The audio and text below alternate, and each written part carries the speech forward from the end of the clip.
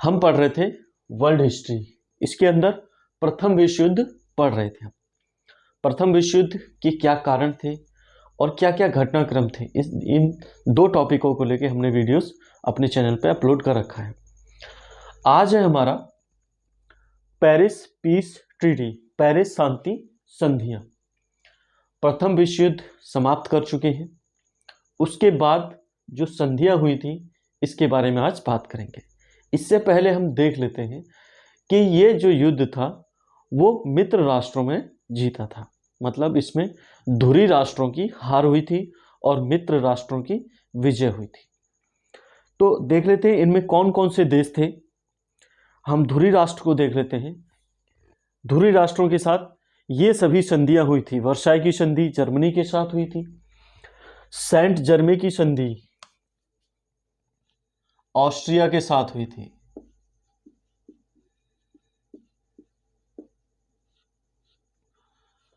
ट्रियानो की संधि हंगरी के साथ हुई थी।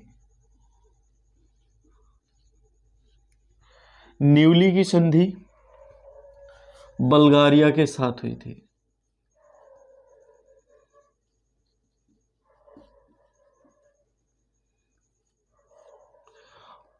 और शेवर्स की संधि टर्की के साथ हुई थी। दूसरी तरफ थे मित्र राष्ट्र। इन राष्ट्रों को धुरी राष्ट्र कहा जाता है या धुरी शक्तियां कहा जाता है या एक्सिस पावर कहा जाता है। इनकी प्रथम विश्व युद्ध में हार हुई थी और ये संधियां इन सभी के साथ हुई थी। अब बात करते हैं मित्र राष्ट्रों की। मित्र राष्ट्र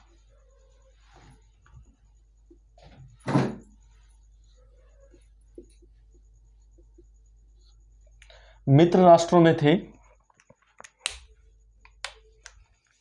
ब्रिटेन, फ्रांस, रूस, इटली,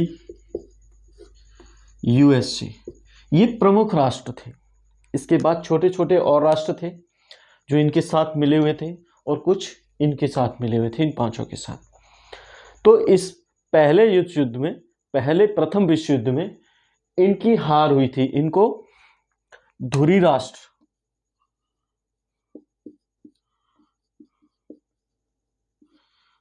या एक्सिस पावर,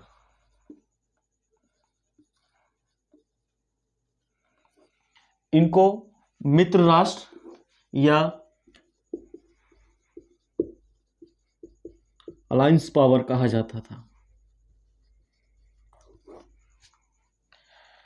पहले विश्व युद्ध में इनकी जीत हुई थी और इनकी हार हुई थी। इन्हीं हार की वजह से इनके साथ ये संधियां हुई थी। तो आज हम बात करेंगे वर्साई की संधि। वर्साई की संधि जो कि 28 जून 1919 को हुई थी, ये हुई थी जर्मनी के साथ। जर्मनी पहले विश्व युद्ध में बहुत बड़ा राष्ट्र था, बहुत शक्तिशाली राष्ट्र था।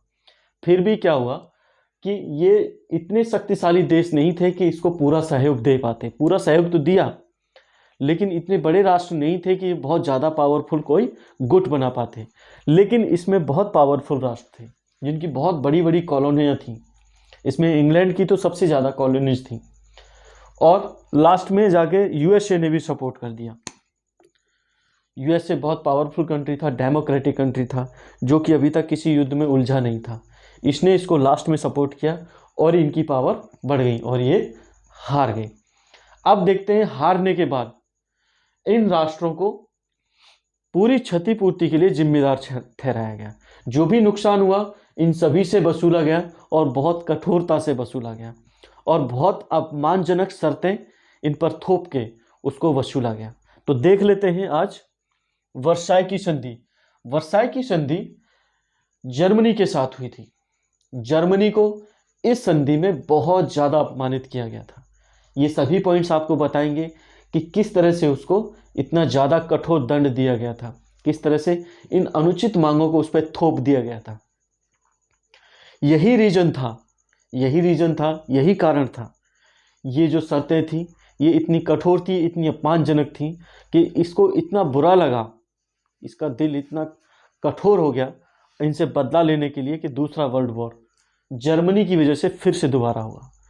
किसी भी को कोई राष्ट्र हो, कोई इंसान हो, इतना बेइज्जत, इतना अपमानित कभी नहीं करना चाहिए कि वो बदला लेने के लिए आगे बढ़ जाए, जो कि जर्मनी के साथ हुआ। अब देख लेते हैं क्या हुआ।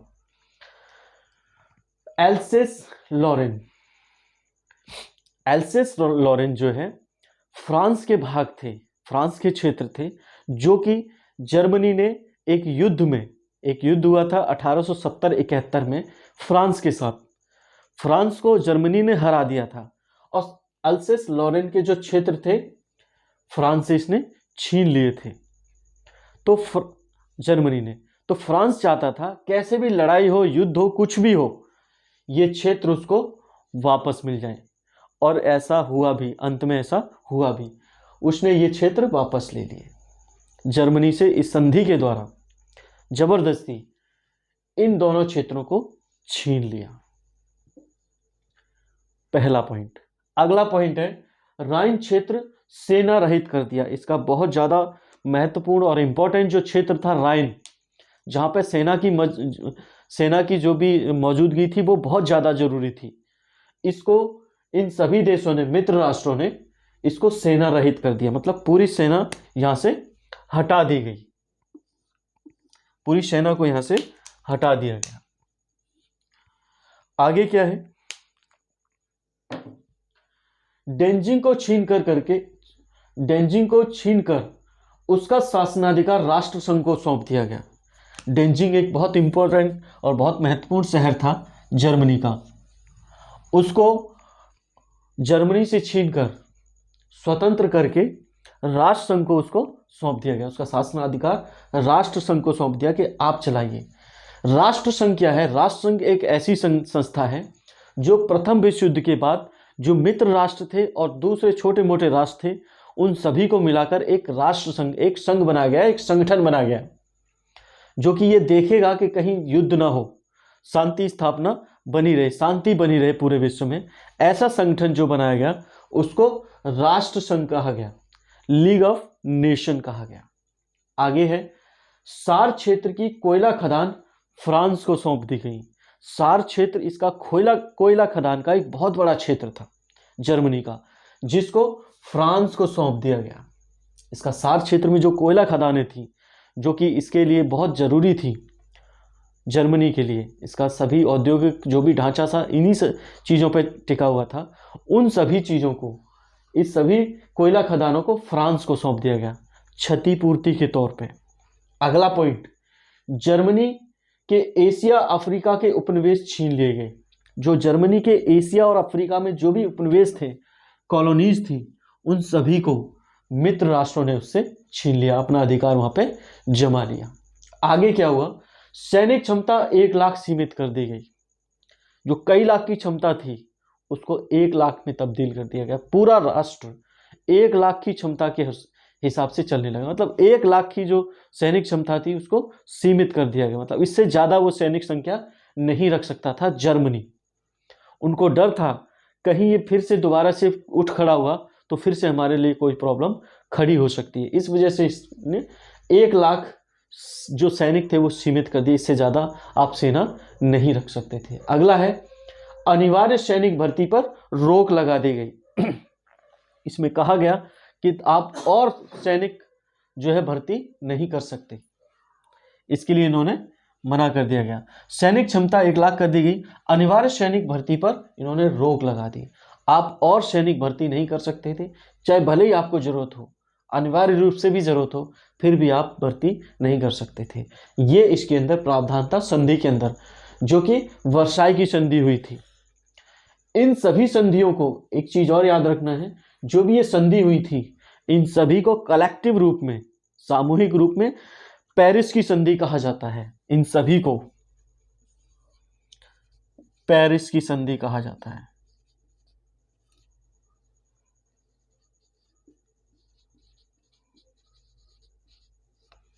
ये सभी पेरिस की संधि के नाम से मशहूर है, क्योंकि जो भी प्लेलिस्ट बनेगी वो पेरिस की संधि के नाम से हमारे चैनल पर बनेगी, उसका ध्यान रखना है। आगे देख लेते हैं।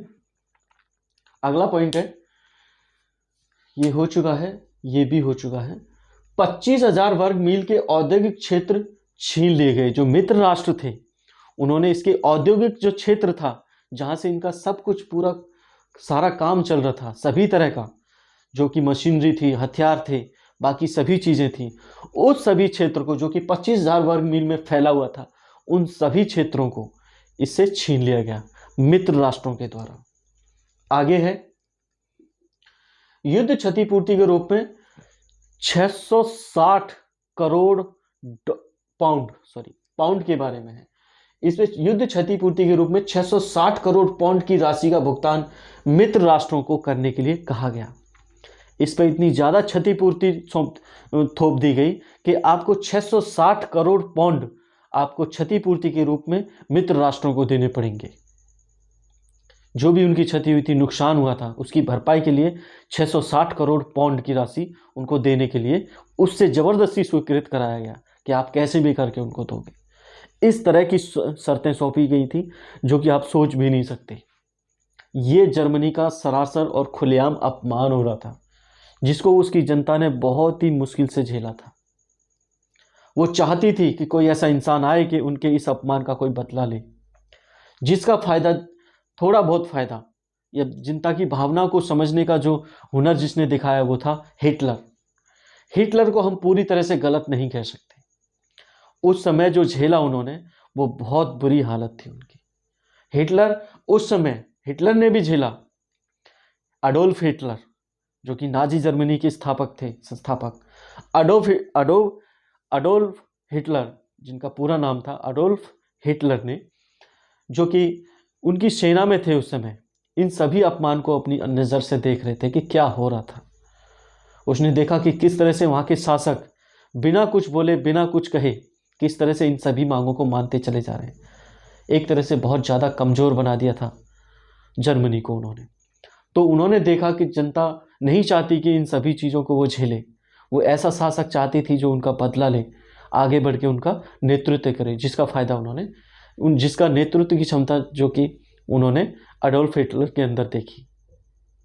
और अडोल्फ हिटलर ने उनको विश्वास दिलाया कि मैं आपको आगे तक ले जाऊंगा, और जिन्होंने अपमान किया उनको भी मैं छोड़ूंगा नहीं। आप सोच भी नहीं सकते सेकेंड वर्ल्ड वॉर में क्या हुआ था। जब मैं पढ़ाऊंगा तो आप देखना। जो फ्रांस था, इतनी बुरी हालत कर दी थी उसकी जर्मनी ने फ्रांस की, कि कोई सोच भी नहीं सकता। उसके झंडे तक उखाड़ के ले गए थे जर्मन्स सेकेंड वर्ल्ड वॉर के अंदर फ्रांस के।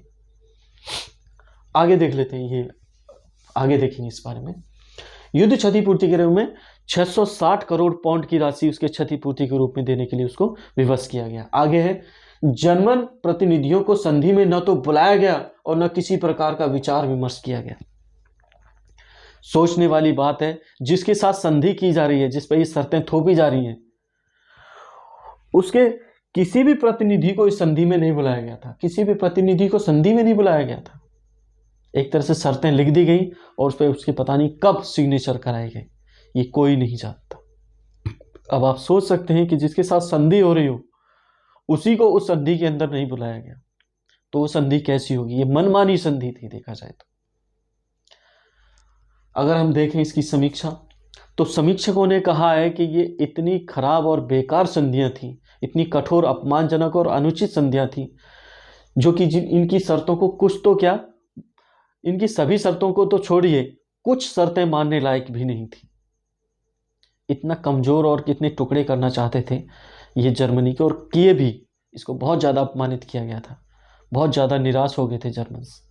फिर आए अडोल्फ हिटलर, जिन्होंने उनको एक विश्वास दिलाया कि हम आपके साथ हैं और यहाँ से जो भी यहूदी हैं उनको खत्म कर देंगे, मिटा देंगे।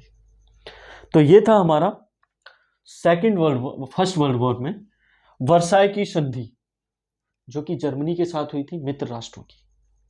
तो मिलते हैं अगली संधि में, जो कि सेंट जर्मे की संधि है ऑस्ट्रिया के साथ। इसमें एक और चीज है, ऑस्ट्रिया के साथ सेंट जर्मे की संधि अगले टॉपिक में पढ़ने वाले हैं। इसमें एक और चीज है, इटली।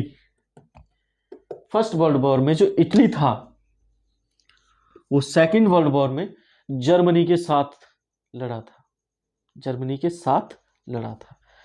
ये बहुत दिलचस्प है, जिसके बारे में आगे वर्णन किया जाएगा। आज के लिए इतना ही, मिलते हैं अगले वीडियो में।